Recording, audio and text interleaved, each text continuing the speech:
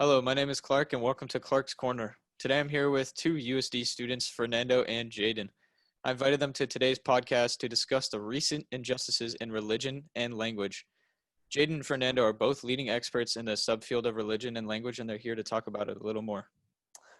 Hey Clark, thanks for having us. I'm excited. First time on the show. And yeah, you did a pretty good introduction. Jaden and I, we're here to talk about religion, language, and how they're connected, and more importantly, how they're discriminated. Yeah, I agree. Thank you for having me today. I think this is very important to talk about because it continues to happen over the years and no one seems to bring it up much. So, Yeah, it's been going on pretty recently and also in the olden days too. Can you give me a little bit of background information to give the audience a little more knowledge on what's been going on? Yeah, Clark, of course. So I was actually reading this super interesting article on The Guardian called Divine Words, What Role Does Language Learning Play in Religious Practice? And pretty much the author, whose name is Matthew Jenkin, he basically gave examples of various religions and how language is essential in each one. And I'm going to talk about Judaism. So there's a lot of people who decide to, even though it's not really important, okay, it is, but even though it's not necessary to learn the original language, it's more so significant. And they decide, and for example, in Judaism, it's Hebrew, and a lot of people decide to learn it to reconnect with their Jewish heritage and with the culture. yeah, Fernando, I really think that article is pretty interesting. I agree too.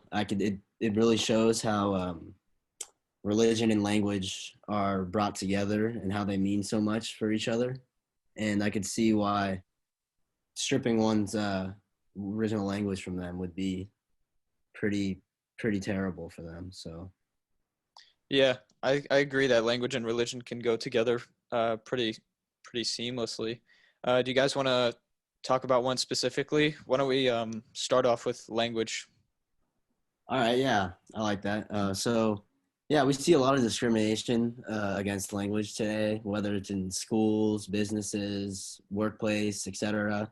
And linguistic discrimination or just language discrimination can be many things. It can be treating someone lesser because of the way they speak, or maybe not allowing someone to speak in a certain dialect because, quote unquote, they shouldn't speak like that here in this country. Um, yeah, I think this is a very important topic. Yeah, I was looking through just some news, and in the Los Angeles Times, I saw a bunch of things about. I saw a couple things on linguistic injustice and whatnot, and uh, this article titled "Filipino Nurses Win Language Discrimination Settlement." It was about um, nurses who like were mocked for their accent, their Filipino accents, and they actually got a settlement of $1 million against a California hospital because they were getting discriminated against, which is it's hard to hear when people are working to help other people like these nurses were, to be getting discriminated against by their bosses and coworkers who speak English, and then the nurses who don't are getting you know words thrown at them that are harmful and whatnot. So Yeah, wow, that's really messed up. I can't believe, especially nurses out of all people, they're setting aside of like a lot of time to help others. So when they're kind of insulted like that, I mean, I'm glad that they were able to get some payback, but unfortunately, that's a minority right there of people who actually do get some sort of compensation for discrimination that they face. yeah, Jaden, you told me earlier about something you were reading, something about mother tongue. Is that right? Yeah, actually, I'd like to go into that. I'm glad you brought that up. I was reading Mother Tongue by Amy Tan, and she gives plenty of examples actually of when her and her mother. This is a little background. Her and her mother are both Chinese, and her mother was actually born in China, but she wasn't. So her mother has a strong Chinese accent, and she doesn't. Her daughter, the one who wrote it, she has a more she sounds more standard English, as people would say. And one example she talked about is when on page 7 of her book, she says that her mother, she speaks broken English, and she said that she's seen many times where her mother was treated poorly because of it. And one is that she says the fact that people in department stores, at banks, at restaurants, they don't take her seriously, they don't give her good service, and they pretend not to understand her, and they even act as if they don't hear her sometimes, which is, I think that's pretty messed up. Yeah, super messed up. Yeah, I don't see how that's fair in any type of place, anywhere in the world. So, I mean, another really bad example, this one might even be worse, is that her mother actually had gone to the hospital for an appointment to find out about a brain tumor that a CAT scan picked up. And her mother said that she spoke very good English, and her best English, what she thought was. She said she had no mistakes, but still the hospital, they didn't apologize when they said they'd lost the CAT scan, and they told her she had came for nothing. Like, Yeah, I don't her think mother that's a even coincidence explained, at all. Yeah, that's yeah, just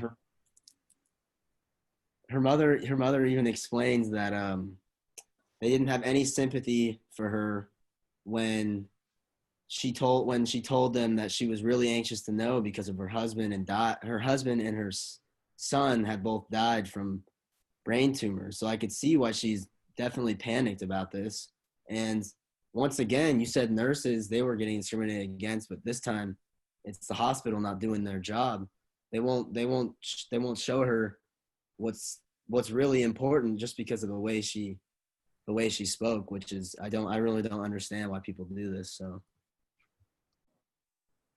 Fernando, you said earlier that while we were talking before we started recording, you said that you spoke 2 languages. How has that influenced you? And like to the point earlier about language and religion connecting to each other, have you seen that? Yeah, Clark, thanks for asking. I actually speak Spanish. I come from a Mexican household, and something that I noticed is that a lot of Spanish-speaking countries and the people in them are actually Catholic. According to the Pew Research Center, Latin America is home to more than 425 million Catholics, which is nearly 40% of the world's total Catholic population. And I mean, as we can see here, that's a lot of people, and a lot of people that have the same religion. And religion and language are connected because of this, because as we can see, religion is a part of their identity, and so is language. So obviously those two are going to interact, and they're going to influence each other. That's insane. So, you know how there's, usually when there's a minority group, they get discriminated against. Does that happen with the Spanish speaking countries because of Catholicism? Do you think other religions get discriminated against? Yeah, it's not as bad as in America where. Yeah, sorry, I've cut you off, but I No, just you're had a good. thought. But in America, the minority religions, such as like Muslim and other ones, but especially Muslims in America, get discriminated against. I actually have a video of a woman who is getting a job, and she has to pray 5 times a day, and the job won't accept her 5-minute breaks for prayer, which interfere with her job, which is just going to be 15 minutes. And she said some other great arguments, and we'll show you in the video. We were at the front desk in the office, and the CEO, Ramses Gabilondo, he was at the front desk. The assistant manager, she handed him my resume, And she said the hours don't work for her. And it was kind of like he already started looking over my paper and marking stuff up. So I quickly asked him that, do you think you can accommodate my 5-minute prayer breaks? And instead, I'm willing to take a shorter lunch break. And he said, what? And I repeated myself very calmly. I thought he just simply didn't understand. But the way he was asking me, the way he said what was also very condescending. And I said, well, because of my religion, I have to pray 5 times a day. And 2 of those prayers are going to happen within the hours of the work that you guys told me, because it was from 11 a.m. to 8 p.m., I believe. And I would have at least 2 to 3 prayers that I would have to pray. So I asked him, can you guys accommodate me? And I'm willing to take a shorter lunch break. And he said, religion, we don't want that here. And then he pointed to my headscarf, and he was making all sorts of like hand movements and becoming very loud. And I was still like calm. I was just trying to explain to him the situation.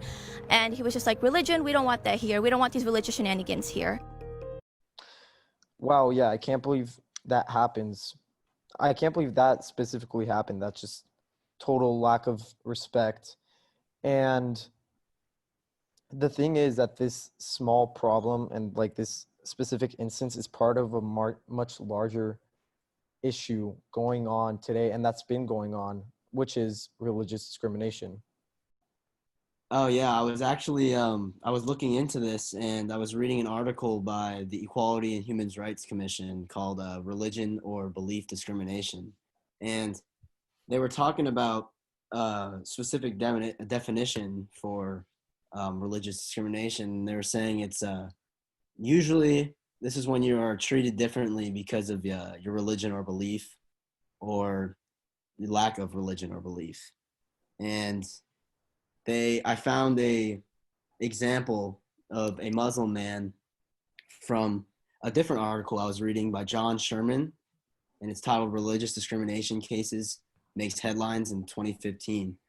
And he talks about a Muslim man and who was demoted and then fired from his job because he refused to remove his kufi, which is a religious headdress for Muslim men. And he ended up filing a complaint, and after being fired, and he said that if nothing comes out of this for me, maybe it'll give the courage to the next man or woman that may be going through this secretly to stand up and say, hey, you know what? He did it. I'm coming too. And I thought that was I thought it really showed what's going on. Yeah, that's pretty powerful. So we've been talking about how Muslims have been discriminated against in both of these examples. Jaden, do you think that Jaden or Fernando, do you think that Muslims are the most discriminated against in America? Yeah, I think that Islam is the most commonly discriminated religion today in America. And this is largely due to the tragic event of 9/11.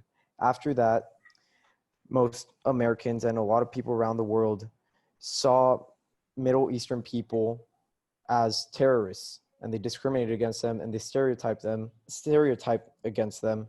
And thing is that most Middle Eastern people are Muslim. So it's just a domino effect against, which leads to people to discriminate against innocent people who haven't done anything. Yeah, I definitely see where you're coming from when you say they're the most discriminated against, because actually one of my friends at school, in high school, his name's Amjad, and he is Muslim, and people made up a terrible nickname, a really bad nickname, and they called him Bombjad, which is just insanely offensive, and it just shows that people look at every person in that religion, and they instantly think of ways where they could call them something that's not what they think is funny, but it's not funny because it's really just making that person feel terrible about themselves. It doesn't help anything whatsoever. Most discrimination is usually one way to make one person, to put one person down and to put another person up, to make them believe that they're better than the other one. This happened in Catholicism when it first was being spread around, and there was all the people who were killing the the people who were spreading Christianity and all the martyrs. So from the Bible, Mark 5:10, he said, "Blessed are those who are persecuted for righteousness' sake, for theirs is the kingdom of heaven." Yeah, Go sorry, ahead, sorry Fernando. for cutting you off. But yeah, so like I said, I'm Catholic, and yeah, the whole martyrs and the whole beginning of Christianity and Catholicism, it was pretty rough. It was during the Roman Empire, and they were largely persecuted against. And again, this connects to language because they obviously had to use language to communicate, you know? They Catholicism is they use language a lot in their scripture, in the readings, and everything. Mass, it's all about the priest and others speaking to the rest of Yeah, and also some of the songs, like if you hear it in Latin, the not only is it when it's translated, but it could lose its meaning. But the language of Latin has like the originality of the religion, which like ties linguistic and religion together because of the meanings for the words. Yeah, so I was reading this article on the beginning of Christianity and how many martyrs and how a lot of the followers had to experience martyrdom.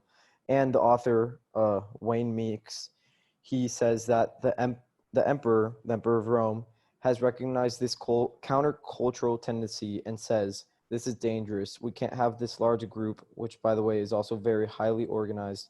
And unlike other religious communities, it's organized not just on a local basis, but it's organized on an empire-wide basis. Something has to be done about it. So yeah, basically, from the start, they've been persecuted against, and You think people that's just, because it was a relatively new group? yeah, I mean, people just don't like change. Change is rarely accepted, but we see now that Catholicism is one of the biggest religions in the world. Yeah, like you said earlier about people not liking change. It kind of reminded me of this podcast I heard about the Hawaiian discrimination of when Hawaii became a state, one of the 50 states, and they spoke Hawaiian, and that was new to all the Americans, and they were discriminated against and beaten and for speaking their language. And later, as time went on, President Clinton later apologized for the actions that the United States did to the Hawaiians because he recognized that it was wrong, and he recognized the discrimination they faced and how it wasn't fair that we were, you know, treating them poorly because of their language. Yeah, I'm glad he apologized because I've also read up on that, and the Hawaiian language almost went extinct. I mean, it's still facing some sort of extinction now, but I've read that that people are really taking initiative to make sure that this language, and not just like I said, it's not just a means to communicate. It just it holds much more. It holds their culture, their tradition. It just holds a higher value than a way to talk to each other. Yeah, I agree with that. The problem with like religious and linguistic discrimination is that like it can be very subtle, and a lot of the times people don't realize what they're saying is very very.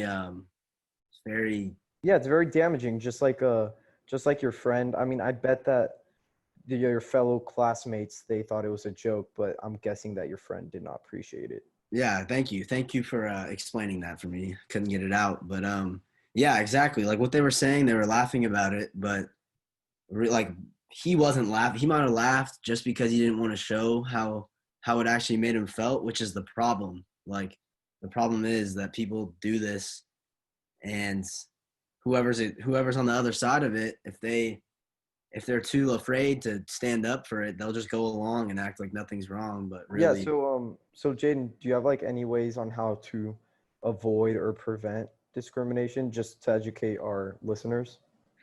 yeah, I mean, I guess you could just really think about what you're gonna say before you say it, and just make sure you're not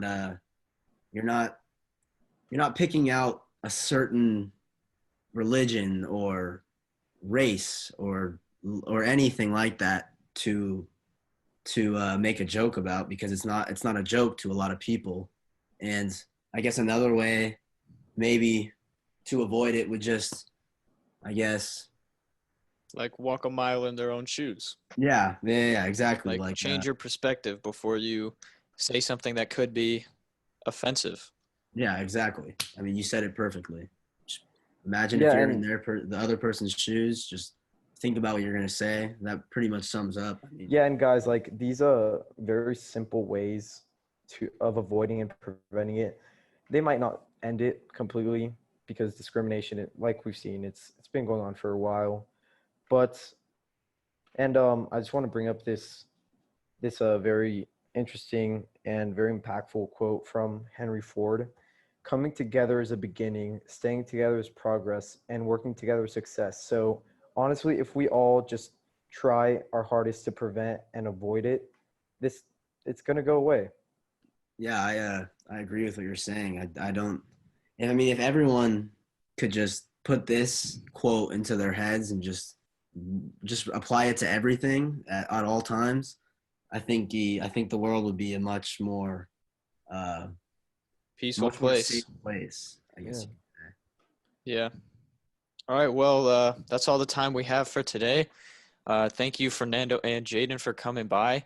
I hope you guys learned something and become more self-aware about the discriminations that have been going on in our everyday lives. Until next time in Clark's Corner, thank you. Peace.